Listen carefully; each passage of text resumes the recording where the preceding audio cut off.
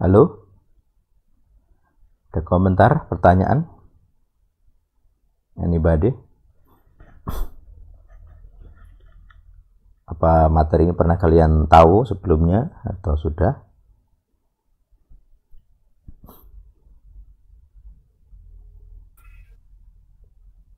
Ya kalau saya memang berpikirnya seperti itu. Setuju berarti, Pak? Iya. Yang lain bagaimana?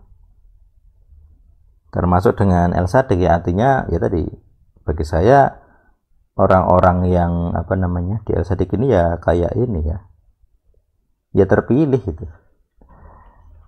Jadi defaultnya, settingan default orang itu pasti anti gitu, tidak mau.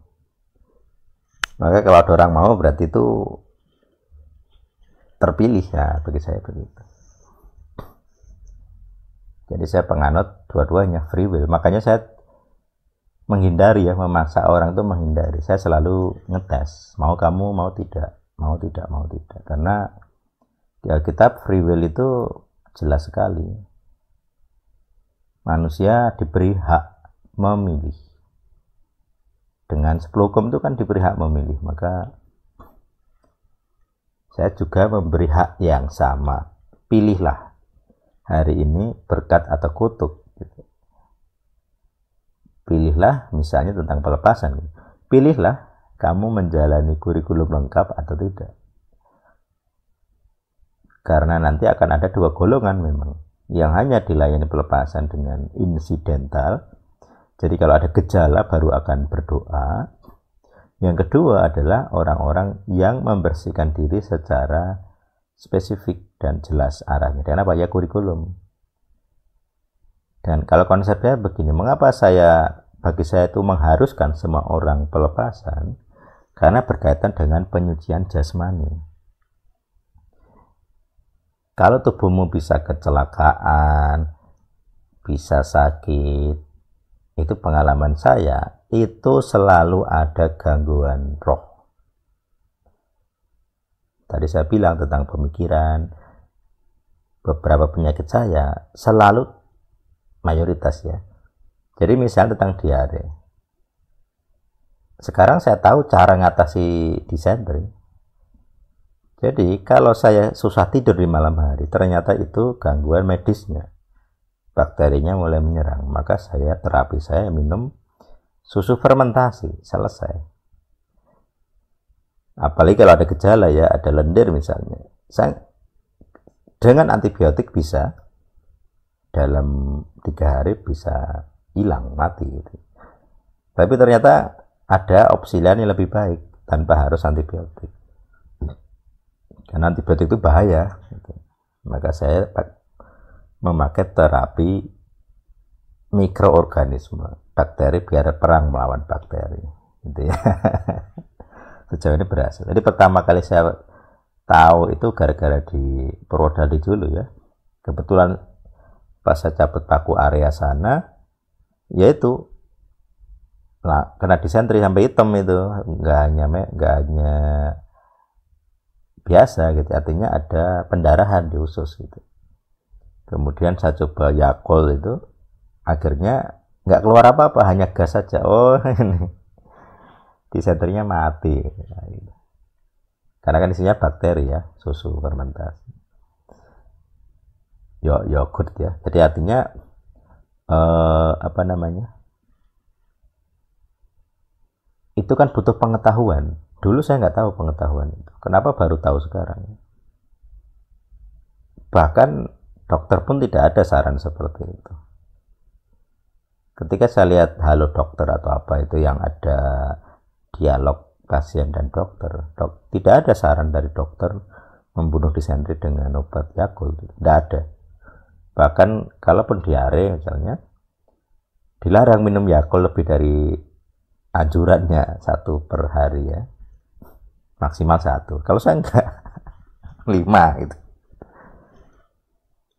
Nah saya nggak tahu efek sampingnya apa, saya juga tidak tahu. Gitu ya. Artinya apa? ketika saya mulai bersih secara spirit, pengetahuan itu masuk. Pengetahuan medis itu masuk. Jadi saya mulai paham. Jadi selama ini otak saya dikendalikan, kira-kira seperti itu, supaya tidak paham. Jadi begitu otak saya bersih, jasmani saya bersih, pengetahuan itu masuk. Oh, ngerti ya. Jadi otak saya mulai mengenali pola. Oh, kalau serangan asam lambung ini. Nanti kira-kira rohnya yang terlibat adalah ganggu di mimpi dan sebagainya. Nah, peran medisnya adalah asam lambungnya gitu. Jadi mereka saling kerjasama. Setannya menggunakan asam lambung karena sesak nafas kan, terus dia memberi kepanikan, panic attack. Itu di pikiran. Jadi itu mereka kerjanya setelah ada modal. Modalnya apa? Asam lambung. Asam lambung muncul dengan diawali apa? Ya dulu background sejarah saya tentang makan gitu. Sekarang saya bisa mengontrol. Tidak seperti dulu, karena nggak tahu ya. Sekarang saya bisa tahu. Mengenal tubuh saya sendiri bisa tahu. Dulu nggak bisa. Bingung saya, ini kok bisa gini, bisa gitu. Itu dari sisi jasmani ya. Jadi pelepasan itu berguna sekali dengan kesehatan jasmani.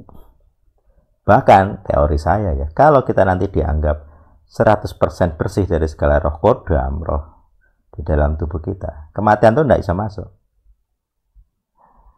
Makanya ketika Paulus bilang kita nanti akan diubahkan sekejap seketika dengan tubuh kebangkitan, caranya gimana? Syaratnya apa? Nah itu, bagi saya syaratnya adalah kita memiliki kebersihan jasmani. Tubuh kita benar-benar bersih dari segala jenis dakwaan hukum. Jadi ketika Tuhan mau merubah tubuh kita, itu hanya orang-orang yang tubuhnya sudah bersih secara roh. Kalau tubuh orang itu masih kotor rohnya, didiami roh setan gitu, tidak bisa. Jadi ada level tertentu, ada minimalnya lah gitu. Jadi minimal kamu akan level ini supaya tubuhmu layak diubahkan.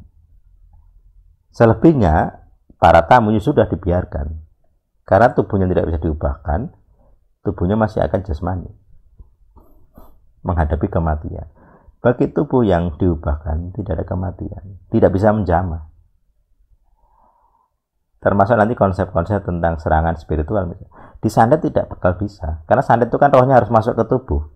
Rohnya nggak bisa masuk tubuh. Mau disandet kayak apa nggak bisa. Kalau masih bisa masuk, berarti masih ada celah hukum. Berarti di dalam masih ada temennya, kan gitu. Makanya kalau sudah mengikuti kurikulum pelepasan, itu enak sekali. Kesucian jasmani itu benar-benar ada. Bahkan kalaupun kondisi-kondisi yang membuatmu sakit, kamu nggak akan sakit. Tanpa obat ya, tanpa terapi apapun. Itu ekstrimnya gitu ya. Itu endingnya atau tujuannya. Tetapi saya memberikan kepada manusia pilihan seperti Tuhan, mau atau tidak. Kalau orang tidak mau, ya sudah. Walaupun saya ngomong begini pun kan nggak semua orang akan mau. Gitu. Makanya saya lebih suka pembuktiannya ya dengan hasil. Kalau kalian menolak teorinya, ya tidak apa-apa. Yang jelas tidak akan menikmati hasilnya. Maka berkat Tuhan, berkat Kohanim itu hanya untuk orang-orang yang sema mendengarkan. Konsepnya seperti itu. Yaitu tambahan sedikit tentang hari ini, predestinasi. Ini memang tidak semua orang setuju, tapi yaitu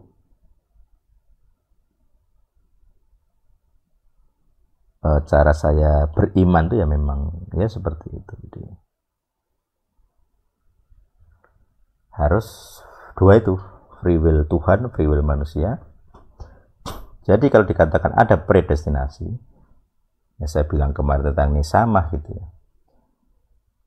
Dikatakan kan sebelum dunia dijadikan, kita itu sudah dipilih. Nah berarti nisamah kita itu sudah ada, pribadi kita sudah ada. Kita sudah memilih waktu itu. Kita sudah memilih.